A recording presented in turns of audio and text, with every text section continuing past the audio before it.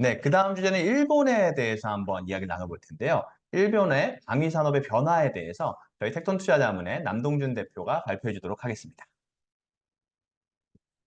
안녕하십니까. 텍톤 투자자문의 남동준입니다. 반갑습니다. 아, 오늘 그 주제는 여전히 재팬입니다. 재팬인데, 이제 제가 오늘 아침 신문을 봤는데, 우리나라 국내 투자자들이 일본에 가장 많이 투자하고 있는 종목이 보니까 어떤 종목이냐면 그 ETF입니다. ETF. 그래서 미국 채권 20년짜리, 10년짜리 채권에 이제 엔화를 뒤집어 씌워서 미국의 금리 인하 그리고 엔화의 절상 이걸 기대한 상품들. 그 외 종목들도 이렇게 보면 우리가 생각하는 어떤 기업들에 대한 투자보다는 좀 올드하고 또는 아니면 어디 좀 너무 옛날 종목들 이런 종목들을 계속 투자하고 계시는 것 같아요. 그래서 이런 게 이제 저희들한테는 조금 아직도 저희들 국내 시장에서 이제 일본 투자를 할 때 참 가이던스도 없고 또 어떤 지도 같은 것도 없고 또 잘 이해하지 못하고 투자하고 있지 않나 이런 생각을 오늘 해봤습니다. 오늘 주제가 사실 디펜스 인더스트리 방위 산업이긴 하지만 이게 사실 방위 산업이라고 하기에는 조금 다른 맥락입니다. 왜냐하면 미국 같은 경우에 아니면 한국 같은 경우도 보면 방위산업, 방위기업, 방위산업에 속한 기업들을 보면 방산과 관련된 매출 비중이 적어도 뭐 50%에서 90%까지 돼 있지만 일본에 있는 방위산업들은 사실 어, 전체 매출의 10에서 15% 정도 밖에 되지가 않죠. 그래서 방위산업이라고 하기에는 조금 방위산업에 속한 기업이라고 하기에는 조금 애매한 기업들이 많습니다. 하지만 제가 왜 방위산업을 이렇게 가지고 왔냐면, 어, 거꾸로 생각해 보면 전 세계에서 가장 많이 방위산업이 억눌려 있는 나라가 어디냐? 일본입니다, 일본. 왜냐하면 아시겠지만 2차 대전 후에 어떻게 보면 미국의 어떤 통제하에서 무장 해제가 되고 무장 해제된 이후에 전 산업이 이제 재편성될 때 무기와 관련된 산업들이 아, 굉장히 소외될 수밖에 없었고 그게 근 뭐 4, 50년 정도 됐죠. 그래서 근 20년 동안 일본에 있는 방위 산업 어떻게 보면 방위 산업과 관련된 기업들이 약 한 100개 정도 이상 다 철수를 하는 그런 상황이죠. 좀 거꾸로죠, 그죠? 세계 전체적으로는 방위 산업들이 굉장히 성장을 했는데 일본에서는 그 방위 산업이 굉장히 낙후돼.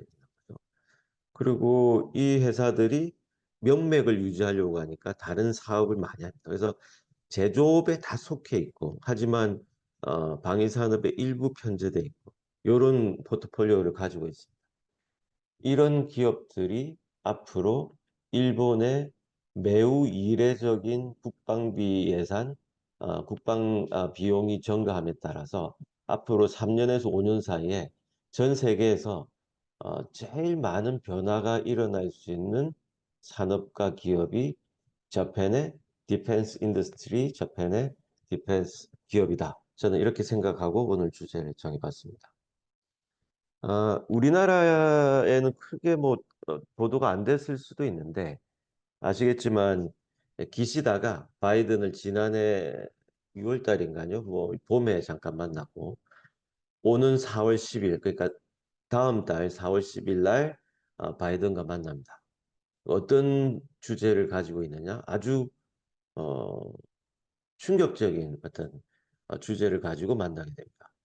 미국과 일본이 세계 2차 대전 이후에 가졌던 안보 협정, 뭐 상호 방위 조약 이런 것이 60년 만에 변화될 거라고 외신이나 국내 언론들도 보도를 합니다. 근데 우리는 뭐 크게 관심이 없죠, 사실 이런 거에 대해서.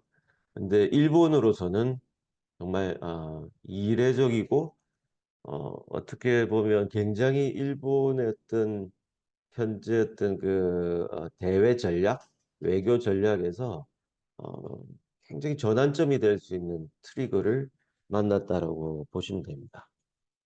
어, 그 안에 있는 내용들은 보면 주일 미군 사령부가 이제 어, 개편되는 것과 또 미국 태평양 함대 소속의 여러 가지 TFT를 구성해서 실제로 미국과 일본의 어떤 방위 협정에서 굉장히 더 돈독해지면서 일본의 역할이 굉장히 크게 증가할 거다. 이게 아마 그 대부분 분석 자료입니다. 근데 이거 오는 4월 10일이 아니고 우리가 과거로 이제 쭉 흘러가는 것들을 한번 잡아보겠습니다. 그저께 일본이 영국하고 이탈리아하고 같이 이제 차세대 전투기 사업을 하는데 그 차세대 전투기가 이제 2035년 정도에는 이제 제대로 나올 거예요. 근데 그게 이제 제3국으로 수출한다 이런 얘기는 안 했었거든요. 근데 이게 어 기시다 총리가 미국 가기 전에 벌써 수출이 허용이 됩니다. 일본에서 이제 무기 수출은 굉장히 어, 이례적인 거죠. 무기 수출을 하면 안 되는 나라잖아요. 그죠? 이제 아시겠지만 평화헌법에서 또 무기 수출이나 또는 누군가 공격을 받지 않으면 절대 공격할 수 없는 그런 독특한 평화헌법 하에 전수방위 체제를 갖고 있는 나라에서 이 수출이 허용이 됩니다. 이렇게 언제부턴가 일본이 국방과 방위와 안보와 관련해서 조금 다른 스탠스가 나오죠. 이게 아베 때부터 이제 시작을 됐는데 실제로는 기시다 정부 때 굉장히 어그레시브한 스탠스가 나옵니다. 뭐 우리로서는 굉장히 좀 위협적인 거죠. 중국도 이 문제에 대해서 굉장히 이제 뭐라고 하는데 일본은 자기들 나름대로 계속 축축 자기들 계획대로 지금 진행을 시키고 있습니다.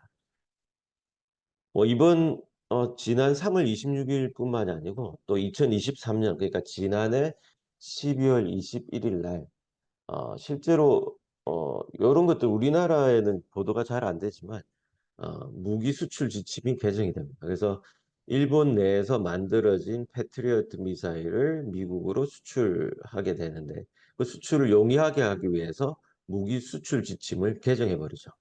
지금 기시다 정부가 들어와서 어, 매달 아니면 매 분기마다 굉장히 다른 지침들이 개정이 되고 있죠. 아베 때 10년 공들인 노력들에 비해서 훨씬 전격적인 작전들이 일본 내에서 이루어지고 있습니다. 좀 더 깊이 들어가면 그렇습니다. 일본의 재무장 이렇게 표현하는 것보다 일본이 국방 예산 아니면 일본의 방위 산업들이 언제부터 본격적으로 정책적인 지원하에서 이루어지게 되었나 이거에 이제 원천부터 한번 들어가 보는 단락인데요. 음, 가장 먼저 일본이 재무장 아니면 일본의 국방부 예산들이 늘어난 단초는 미국의 대중 전략의 변화입니다. 미국하고 중국이 대립하게 되면서 이 일본이 굉장히 수혜를 입게 되죠. 일본은 전쟁 때문에 항상 수혜를 받는 나라라고 생각이 들 정도로 이상한 흐름들이 2010년 이후에 진행이 됩니다. 특히 트럼프 바이든으로 오면서 이제 계속 더 거세지죠. 2013년 12월 달에 아베 정부가 게임 체인저, 글로벌 사회에서 굉장히 적극적인 어떤 일본의 역할을 강조하면서 국가 안전 보장 전략을 제정하게 됩니다. 그 안의 내용들은 대부분 10개년 방위 전략인데요. 거기 키워드는 적극적인 평화주의입니다. 뭐 그냥 평화가 아니고 과거에는 소극적 평화주의라고 할 수 있지만 지금은 적극적 평화주의가 이제 아베 정부 때 시작이 되죠. 2014년 4월 다시 한번 굉장히 의미 있는 어떤 키워드가 나옵니다. 첫 번째는 무기 수출 규제가 폐지가 되고 두 번째로는 전수방위 체제로부터 이탈을 하게 됩니다. 뭐 전수방위 체제라는 거는 뭐 그냥 가볍게 얘기하면 적이 공격한 후에야 일본 내에서 공격할 수 있는 그 정도의 어떤 그 방위 체제거든요. 이것이 아니고 집단적인 자위권이 공식적으로 인정이 되면서 공격을 외부로까지 또는 꼭 공격받아야만 하는 게 아니라 공격받을 거라고 예상이 되면 공격하겠다. 어떤 자위권이 인정이 됩니다. 그게 2014년 4월입니다. 좀 먼 과거지만 그때부터 일본이 이런 여러 가지 안보와 관련된 방위 산업들에 대한 지원들이 이루어지고 있는 겁니다. 2018년 12월 달에는 자위력, 육해공이 아니라 우주 영역에까지 영역이 확대되죠. 그때부터 일본이 위성 굉장히 많이 쌓아 올린 걸 아실 거예요. 그 다음입니다. 그렇게 잘 진행이 되다가 일본의 방위 산업의 굉장히 핵심적인 트리거가 기시다로부터 나옵니다. 기시다는 2022년 12월 달에 여러 가지 방위와 관련된 전략들을 개편하면서 매우 공격적인 스탠스로 바뀌게 됩니다. 특히나 반격 능력을 자위대에 부과하게 되는 거죠. 반격 능력이라고 하면 원래 반격을 하면 안 되는데 반격 능력을 이제 부여하는 것들이 2022년 2023년 2022년 10월 달에 이제 연설을 하게 돼서 바뀌게 되고 요 다음 페이지 보면 2023년 12월 달에 국방정책 관련 3대 문서를 개정합니다. 그 안에 반격 능력을 확실하게 이제 확보하게 되는 거죠. 그리고 기시다는 그 당시 총리 공약으로 내세운 국방비를 GDP 대비 2%로 올리겠다는 것들을 공약 사업을 이제 시작을 하면서 2027년까지 5년간 국방비를 42조 엔 투입하겠다. 뭐 이런 정도의 아주 적극적인 태세로 전환하게 됩니다. 그 다음은 이제 2024년 3월, 2024년 4월 10일 아까 말씀드린 내용이죠. 기시다 대학 들어서 굉장히 커지고 있는 상황들이죠. 어, 어느 정도로 커지고 있냐? 2021년 2년 들어서면서 일본의 GDP 대비 국방비 비중이 과거에 1%에도 못 미치던 것이 2021년부터 본격적으로 늘어나게 됩니다. GDP가 우리나라의 한 3배 내지 3.5배 정도 되니까 훨씬 커지고 있는 거죠. 일본의 GDP 대비 국방비 추이를 이렇게 그래프로 보시면 한 1.13%까지 이게 아마 기시다 내각이 들어선 이유라고 보시면 됩니다. 저는 어떤 포인트를 보고 있냐면 전 세계 그러니까 재팬, 미국, 영국, 우리나라, 그다음 독일 뭐 대표적인 이제 군사 강국들이죠. 이 강국들에서 GDP 대비 국방 예산 비중이 제일 낮고 지나치게 낮은 비중을 갖고 있는 나라가 일본입니다. 거꾸로 얘기하면 굉장히 높은 잠재력을 가지고 있는 거죠. 그 부분이 이제 제가 오늘 계속 말씀드리고 싶은 내용입니다. 우리하고 한국하고 일본의 어떤 국방 예산이 좀 비슷비슷합니다. 근데 이제 아마 일본의 어떤 이런 여러 가지 적극적인 정책 때문에 앞으로 3, 4년 후에는 이제 바뀌게 되겠죠. 국방 예산이 우리보다 훨씬 높아질 이제 가능성이 있습니다. 일본이 지금 현재 저기 달러 기준으로 550억 정도, 550억 달러니까 뭐 그 정도가 앞으로 뭐 2배, 3배 내지 100억 달러 이렇게 올라가겠죠. 그렇게 되면 거의 뭐 러시아 바로 밑에까지 올라오게 됩니다. 앞으로 한 2027년까지 굉장히 많이 투입되는 거죠. 전 세계적으로 이례적인 현상. 국방 예산만 늘리는 게 아니라 우주 산업 예산도 굉장히 급증하고 있습니다. 이 안보와 직결되는 거고 제가 조금 더 조사해 보니까 국방비 예산을 조금 늘린다고 하더라도 어떻게 보면 과학기술부에 있는 우주 관련 예산을 급격하게 올리고 올해 한 1월 들어서는 우주 전략기금인가요? 우주 전략기금을 창설해서 약 3천억 엔 정도를 투입하는데 이게 전부 국방 예산입니다. 안보와 직결되는 사업에 돈을 투입하는 거죠. 국방비에 너무 돈을 많이 쓴다 그러면 다른 나라들이나 국민들이 싫어할 거니까 이런 식으로 해서 예산을 급속하게 확대시키고 있습니다. 이런 여러 가지 정책들이 한 2, 3년 정도 드러나면서 실제로 국방비 증액의 이펙트가 효과들이 살아나고 있습니다. 방위 산업과 관련된 생태계가 부활하고 있는데 뭐 가장 크게 이제 큰 회사가 이제 이 회사인데 미쓰비시 중공업의 수주라든가 어떤 매출액이라든가 이익 그로스가 굉장히 높아지고 있죠. 지금 현재 이제 제가 알아본 바에 따르면 어, 현재 일본 기업들 중에 그나마 방위 산업과 연결되어 있는 회사가 미쯔비시, 가와사키, IHI, 그다음에 후지츠 뭐 이런 회사들이거든요. 아까도 말씀드렸지만 이런 회사들이 관련되는 매출이나 수주가 굉장히 크게 늘어나고 있지만 전체 매출에서는 사실 한 10%, 15%밖에는 되지 않습니다. 근데 앞으로 더 크게 늘어날 거고 우리가 일반적으로 알고 있는 뭐 캐논이나 니콘이나 이런 회사들도 사실 어느 정도 방위 산업과 연관이 돼 있다 이렇게 보는 거예요. 어떻게 보면 어, 방위 산업의 어떤 그 발전이 일본의 제조업을 부활시키는 또 트리거가 될 수도 있다. 저는 이렇게 생각을 하고 있습니다.